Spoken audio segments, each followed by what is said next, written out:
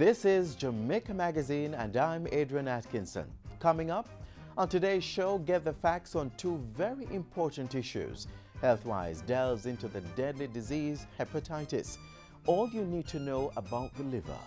Then inform yourself of the laws pertaining to flexi work arrangements. Stay with us. It promises to be an enlightening show.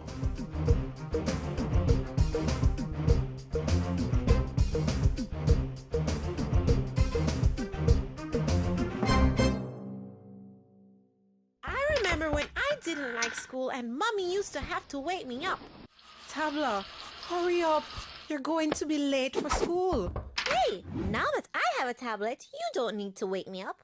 Since Mommy and Daddy bought me a tablet, I use my tablet for all kinds of cool stuff. I use my tablet to read books. I use my tablet to learn about history and science. I use my tablet to help with my homework.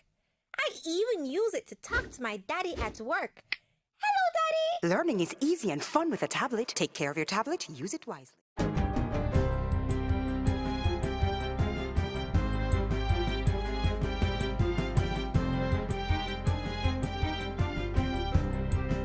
Good day, I'm Carrie Ann Smith and this is your JIS News for Friday, October 21. Prime Minister Andrew Holness says government will be ramping up its efforts to improve waste management on the island. Jamaica is not looking as clean as it should be, as it can be, and as it was.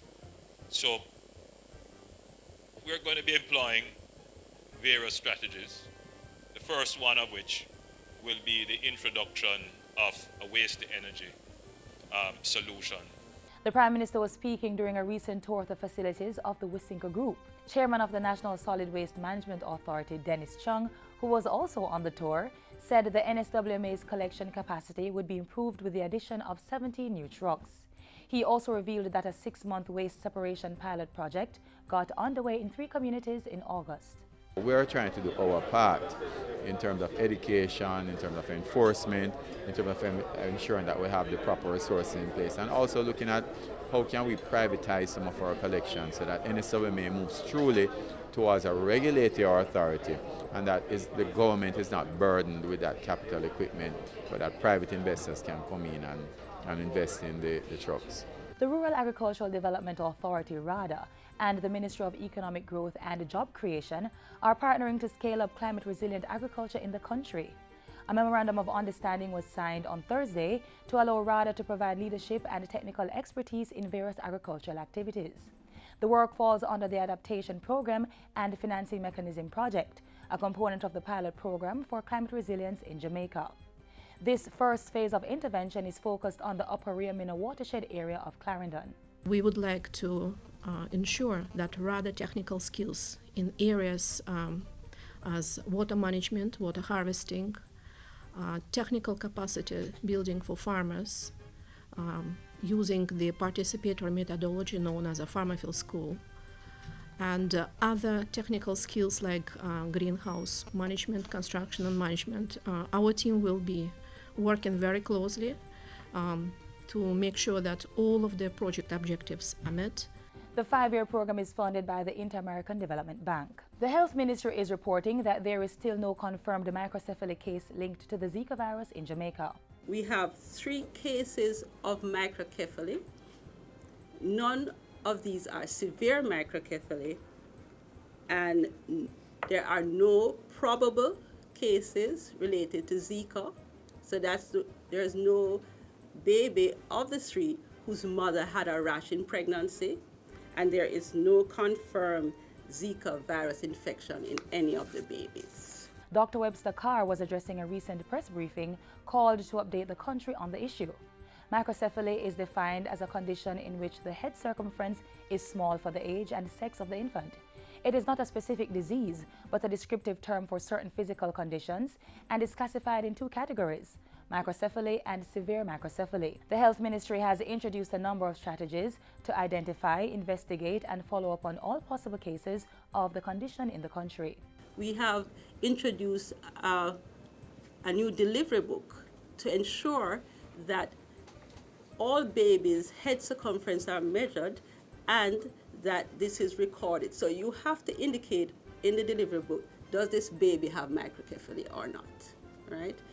And this was distributed in August of this year and is in use now.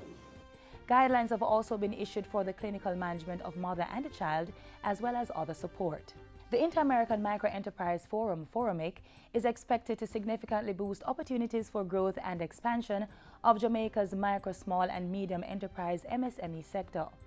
FORUMIC is the region's largest event on microfinance and entrepreneurship, giving businesses a platform to showcase their products and services. This is an excellent opportunity for them to access networking with entities and persons who may be able to assist them, whether it would be in terms of investment, whether it's in terms of partnership into getting into other Caribbean countries or Latin American countries. The opportunities are very, very good. JBDC's Assistant Business Advisory Services Manager was addressing a recent JIS think tank. FORUMIC, which is being staged in Jamaica for the first time, will be held at the Montego Bay Convention Center from October 24 to 26. Activities will include the observance of Jamaica Day on October 24, when the country's innovation in business will be showcased. And finally, government will be utilizing the newly opened Peter Tosh Museum as one of the cultural sites in its plans to push Kingston as a tourist destination. Prime Minister Andrew Holness gave that charge to the Minister of Tourism at Wednesday's opening of the museum. I see Jamaica as the center of the Caribbean, not just geographically, but we are the center for culture and lifestyle, for innovation and creativity. And when we put up institutions like this, we are stamping our authority on this claim. Located at the Pulse Complex on Trafalgar Road, the Peter Tosh Museum holds personal artifacts and memorabilia from the musician. Wednesday's opening coincided with the 72nd anniversary of the late reggae icon's birth. And that's it for JIS News Today. I'm Kerry-Ann Smith. Thanks for watching.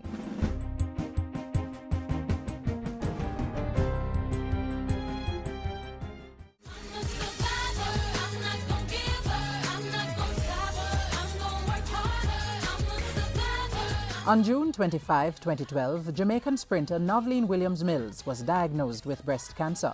In that same year, she finished 5th in the 400 meters at the London Olympics and won a bronze medal in the 4x400 meter relays. She was brave enough to do a double mastectomy, removing both her breasts to lessen her chances of getting the disease again. In recent times, Williams-Mills is bravely speaking out to stress that early detection is what saved her life, and to educate people that breast cancer is no respecter of age, fitness, or talent. More important, she wants people to know breast cancer can be beaten. We salute Noveline Williams-Mills and all our breast cancer survivors. Keep fighting.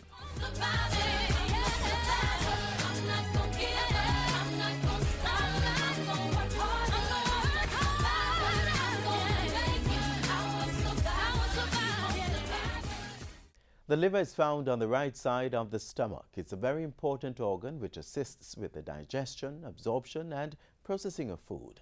The liver also detoxifies chemicals and metabolizes drugs, an important asset of good health.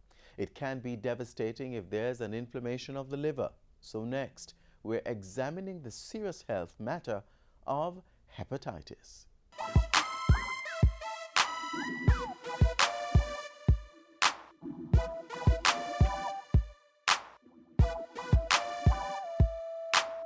The human liver is an amazing organ. It performs some pretty vital functions, like regulating blood sugar and processing nutrients, storing the nutrients you eat and releasing them into your bloodstream as your body needs them.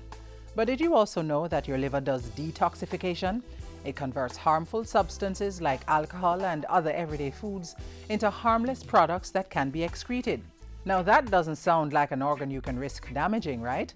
But the truth is, the liver is often attacked by a virus known as hepatitis. And on today's HealthWise, we find out more about this virus, all 5 types, and tell you what you can do to stay hepatitis free.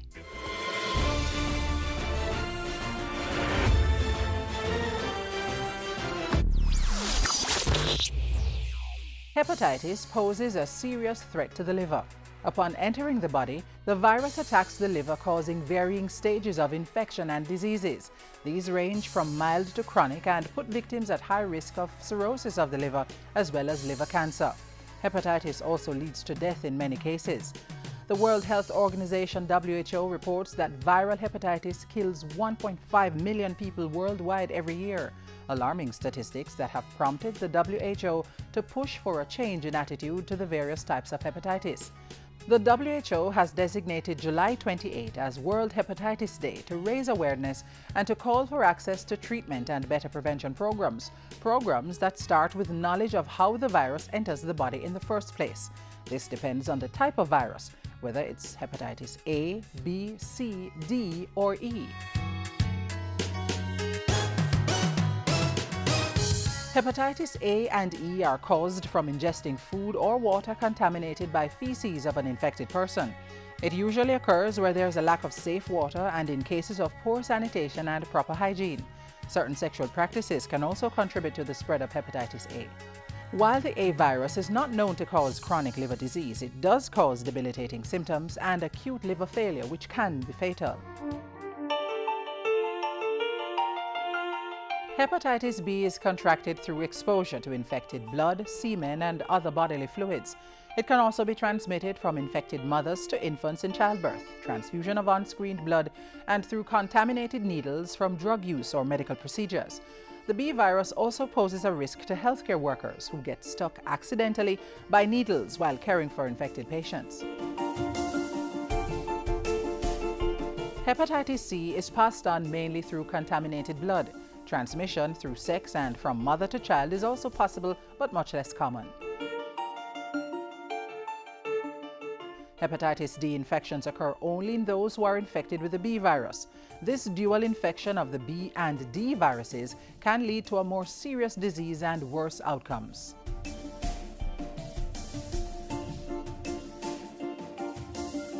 Some of the symptoms of hepatitis include loss of appetite, an enlarged liver, tenderness of the liver, abdominal pain and tenderness, nausea, vomiting, and fever. Other symptoms include fatigue, joint pain, and jaundice, which is displayed through yellowing of the skin and eyes, dark urine, and pale stool. The good news is hepatitis viruses can be prevented by making informed lifestyle choices. Improved sanitation along with proper hygiene practices are effective ways to prevent the diseases caused by the hepatitis A and E viruses. In places where sanitation is inadequate, water should be boiled, all food properly cooked, and fruits washed, then peeled. In addition, there is a hepatitis A vaccine. Protecting yourself from hepatitis B can be done by avoiding contact with infected blood or bodily fluids.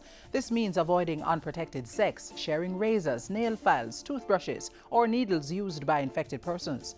There's also a vaccine for the hepatitis B virus. Doctors recommend it for all infants as soon as possible after birth, followed by 2 or 3 doses to complete the primary series.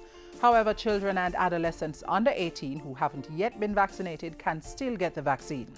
The hepatitis B vaccine also provides protection from the D virus. As for hepatitis C, there's currently no vaccine, but research is ongoing.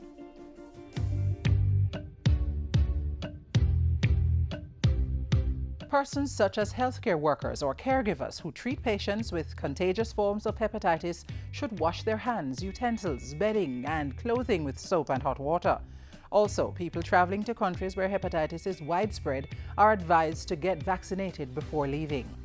Hepatitis can pose a serious threat to your liver, but there are other factors that can contribute to liver damage. Among them, excessive drinking of alcohol, traumatic injury like the kind you could sustain in a car crash, autoimmune disorders, and adverse reactions to medication. Be on the alert, practice proper hygiene, and check with your doctor. Be good to your liver and it will be good to you.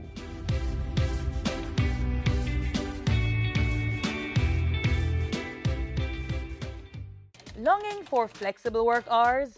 Well, the Ministry of Labour and Social Security is ready to give you just that through its new flexi-time arrangement.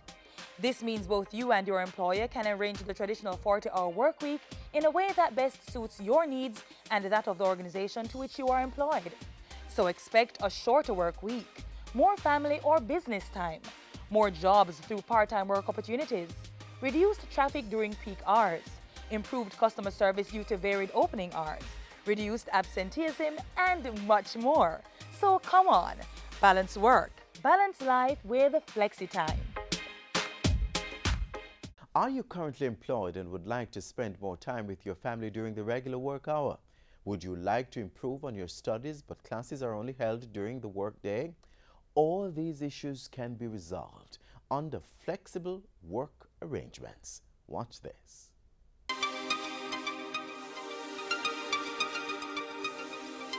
On March 25, 2014, the Employment Flexible Work Arrangements Miscellaneous Provisions Act was tabled in Parliament.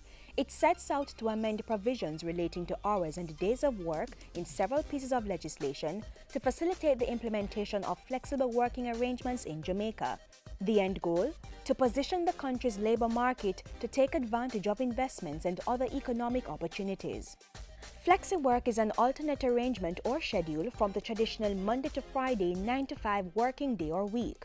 In principle, it allows individual employees and employers more room to choose when they start and end the workday or even which day of the week to work. So it could be that a person could be starting at 7 o'clock, 8 o'clock, 10 o'clock, or it could be that the hours you work could be 8, it could be 10, it could be 12. Days of the week would no longer have to be just Monday to Friday. You could choose. But does this mean that everyone will be on a flexi work system once the law is changed? Flexible work arrangement is not for everybody, and we must emphasize that. So it's not going to be that every company will implement flexible work arrangements. Every company has to assess whether this will work in my particular organization, having regard to what I actually do as a business. Since flexi work will not suit every organization, you might ask, what if I want to work flexible days and hours and the company I work for is not implementing it? Well, flexible work arrangements, it's all about negotiation. The employer cannot force the worker to implement flexi work and to work flexi hours. The worker cannot force the employer to implement flexi work. It has to be discussion and agreement between the parties. And what of those who would seek to implement it without negotiation? If you choose to vary that contract, the worker can institute proceedings for breach of contract. And the same goes for the employer too if the worker tries to vary it without the agreement. Because right now, persons are under existing contracts of employment, which sets out their terms and their days of rest. When the bill is passed, the Ministry of Labour will be monitoring all complaints, so persons who find themselves in this situation should report the matter to the Ministry's Pay and Conditions of Employment branch, and there is an office in each parish. Over 20 pieces of legislation are to be amended to facilitate the implementation of flexible work arrangements. The amendments will specify that the work week should consist of 40 hours and that overtime is to be computed after the employee has completed 40 hours of work. That means for those opting for Flexi Week, overtime will not begin after an 8-hour workday, but only when you have worked beyond your 40-hour work week. The bill will also increase the number of hours in a workday from 8 or 10 hours to a maximum of 12 hours, reflect that all 7 days of the week should be considered as possible working days, and make it lawful for women to work at night. Well, the organization would now not be restricted in opening hours. They'd have more freedom to choose the opening hours that would best suit their needs, so they can increase their productivity and also their profits. The individual will be able to more balance work life with family life, could choose the work arrangements which would best actually mesh with their family obligations, like picking up children. And also they could earn more because it would allow you to choose to work for different people to actually get more money. For the nation, of course, if the businesses are actually producing more, individuals are actually earning more, employment has increased, and it will swell well for the nation. Persons can choose from a range of flexi work options. One option allows for working part-time hours and still earning benefits such as vacation and sick leave. Flexible time allows individuals and businesses to vary the start and end time of each workday. Persons can also telecommute, essentially working from a location other than the office, such as your home. And then there is the compressed work week. This is where you work your 40 hours over a 3 to 4 day period. But be careful not to fall below the threshold of 110 days worked to qualify for vacation leave entitlement. A person who works for 3 days would have only worked for 156 days in the year. So they would still get vacation leave because they've passed the threshold of 110. But under the holidays with pay order, to obtain vacation leave of 2 weeks, you have to work under the statute for 220 days. So that gets you closer to somebody who works for 4 days for the week, for example. And since all 7 days will be regarded as work days, what will pertain to working on public holidays? The flexi work arrangements bill will not change any provisions we public general holidays and the payment of overtime to those workers. Persons under minimum wage will still be entitled to double time for working on holidays and persons who work in shops. Other persons who are not minimum wage earners who don't work in shops, your contract will still govern how you are paid overtime because that was always the case. We are not about taking away people's rights. We are about trying to ensure that we organize work in such a way that Jamaica can be competitive. And what we need to do is to ensure that we don't delay any further so we can take full advantage of the opportunities being offered to us for growth, development, and prosperity. So there is nothing to prevent any company today from looking at their operations, looking at their markets, and making a determination as to what is the best production fit for their business. In the meantime, the Ministry of Labour and Social Security continues to invite national input with public forums and education campaigns.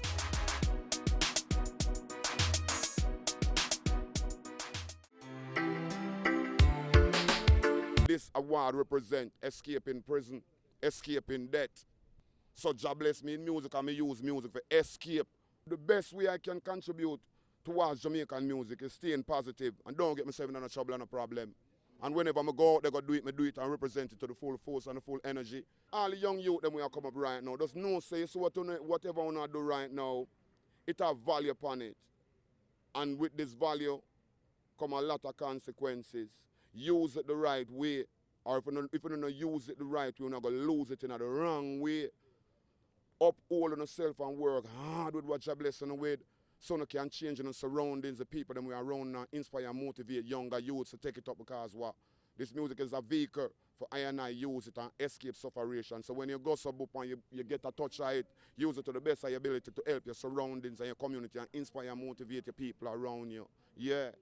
On October 5, 2015, Orlando Brown was inside a house in the Aki Walk community of St. Andrew when he heard screaming. He ran down the road to investigate and stood on a bridge where he saw a boy being washed away by raging floodwaters coming from Mannings Hill Road and leading into the Sandy Gully. He could hear the boy screaming as the water dragged him along. Orlando decided to try to save the boy, whose cries for help softened his heart. Despite the advice for him to avoid the water and the shouts of warning, Brown was determined to help the child, who by this time had drifted to the middle of the gully and was holding on to an object. After testing the water to determine whether it was manageable, Brown grasped the boy and drew him to land. The rescued boy was rushed to hospital by police, who was summoned by a passerby. For valiant effort demonstrated on October 5, 2015, in saving a child's life, Orlando Christopher Brown. It's just the mercy I got that day that bring me through. As tell you, a lot of things was running through my mind, but it's just some things I do. Sometimes I go back at the gully and look into myself, I wonder, oh, why did I do that? But I always tell myself not to beat a chair, but a failure. I have 3 kids, and it could have been one of my kids, and I would have want someone to do just the same for my kids. And he was looking in my eyes, and I was looking in his eyes. And the pain I see in his eyes, I know, I feel it. And I used to say, I am the one to do it. I do a lot of things that day.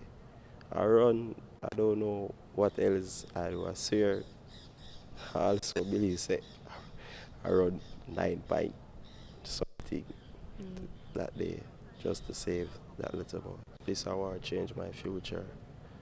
I'm not going to be a liar, I'm going to tell you the truth. This award means a lot to me. I just want to say thanks to those who support me and stay with me. me, family, friends, 100% behind me. Thanks for all your support.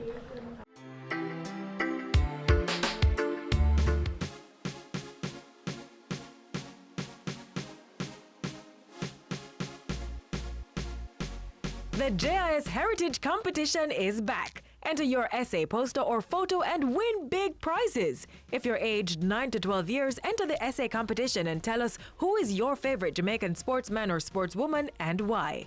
High school students, enter the poster competition. This year's theme is Jamaica's Rich Sporting Heritage. If you're a tertiary level student, enter the photo competition. This year's theme is I Am a Sports Champion.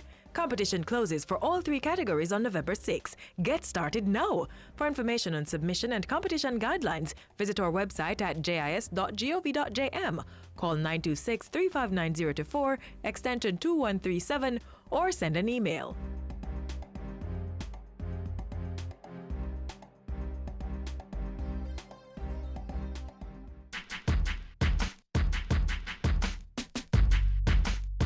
The Inter-American Micro-Enterprise Forum, FORAMIC, is being staged for the very first time in Jamaica.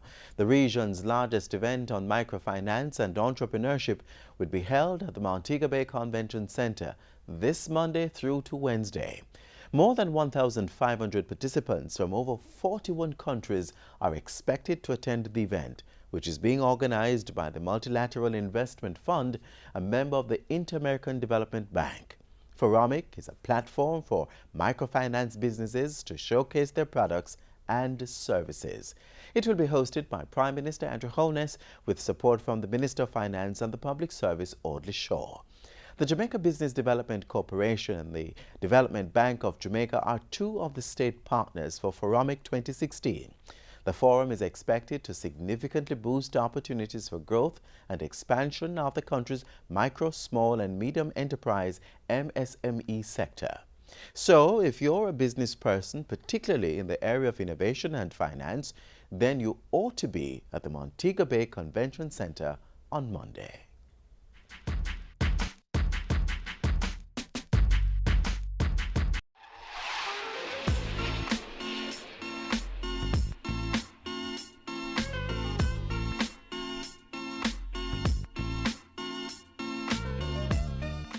We've come to the end of Jamaica Magazine for this Friday. Thanks for spending time with us. Remember to keep up to date with the latest government information. Join us online at jis.gov.jm or watch our programs on our YouTube channel. And be sure to check out our social media platforms. You may also catch a new edition of Jamaica Magazine tomorrow on this very same station. Until then, I'm Adrian Atkinson. Do take care.